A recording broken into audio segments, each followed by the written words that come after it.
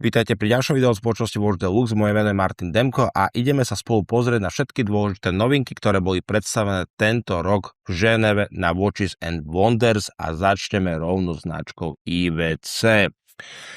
IWC predstavuje tento rok viacero technicky zaujímavých hodiniek. Prvou je Pilot Venture Vertical Drive. Hodinky navrhnuté pre použitie vo vesmíre, ide o prvé certifikované Space Watch od IWC.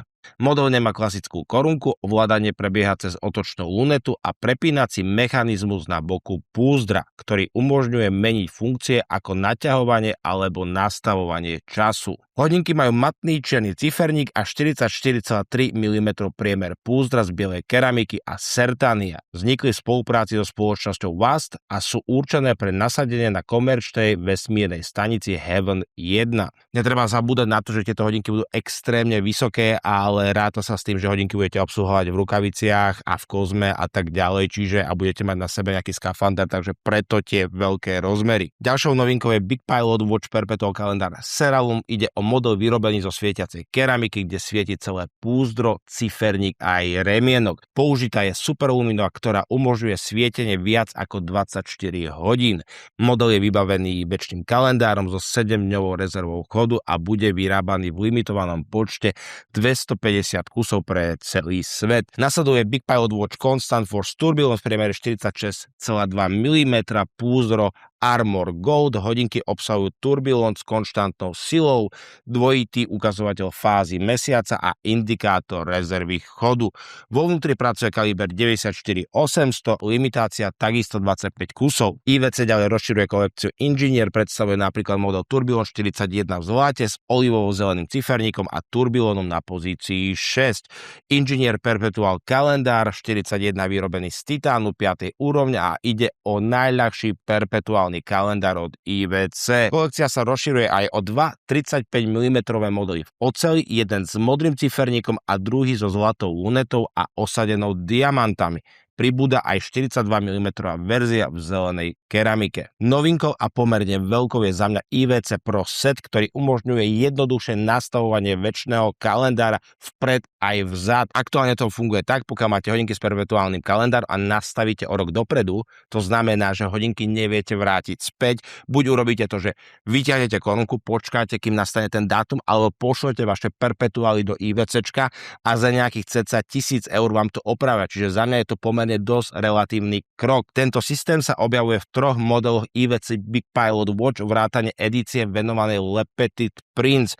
Pri príležitosti 20 rokov partnerstva s dedičmi Antoine de Saint-Exupéry predstavuje IWC aj viacero špeciálnych modelov naprieč kolekciami Portofino, Pilot a Big Pilot.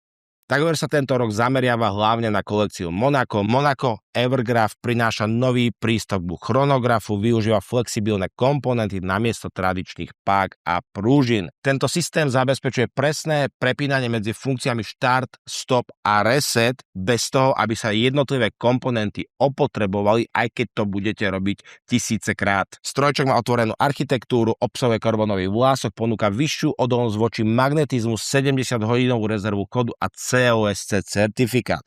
Model je dostupný v dvoch verziách, titán s modrými prvkami a čierny DLC titán s červenými detailami, obe s priemerom 40 mm.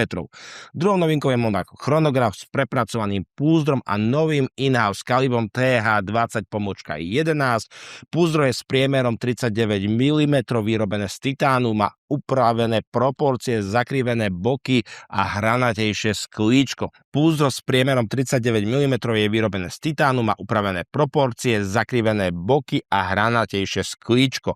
Zmeny prebehli aj na ciferníku pre lepšiu čitateľnosť. Model je dostupný v troch prevedeniach, modrý, zelený a čierny ciferník v kombinácii s titánovo-ružovo-zlatým púzdrom. Poďme na môj obľúbený Cartier. Cartier tento rok vracia do ponuky model Roadster, čo som ani neveril vlastne, že sa stane. Pôvodne bol predstavený v roku 2002 a teraz prichádza v nových verziách v oceli, zlate a dvojfarebnom prevedení. K dispozícii sú dve veľkosti púzdra.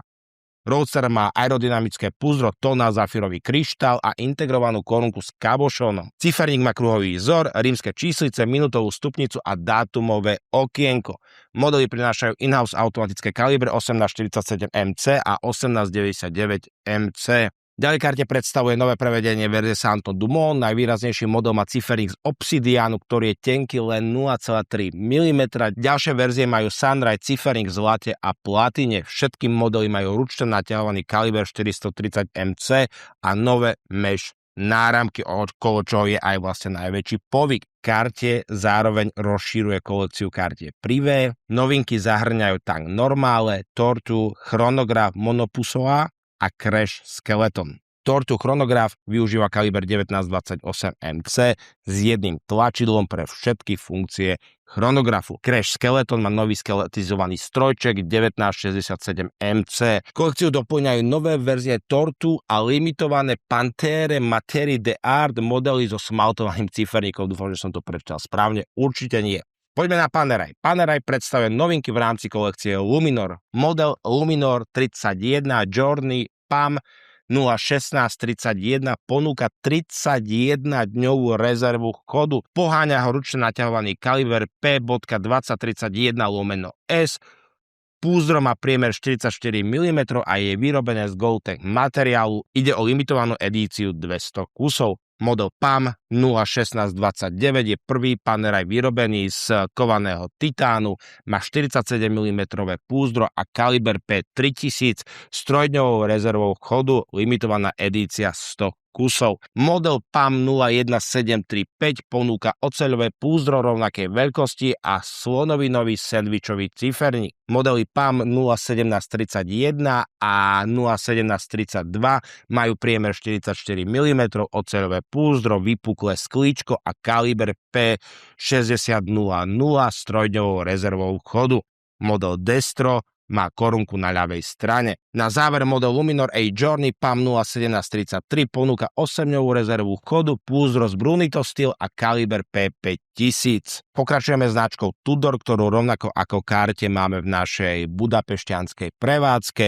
Prvým modelom je Monarch, ide o vintage inšpirované hodinky s oceľovým púzdrom s priemerom 39 mm. Púzdro má fazetový tvar s jemným tónov nádychom a doplňa ho tmavý šampanský California ciferník. Tudor tu zároveň predstavuje nový typ ručičiek v čiernom prevedení, ktoré pôsobia elegantnejšie než tradičné snowflake ručičky.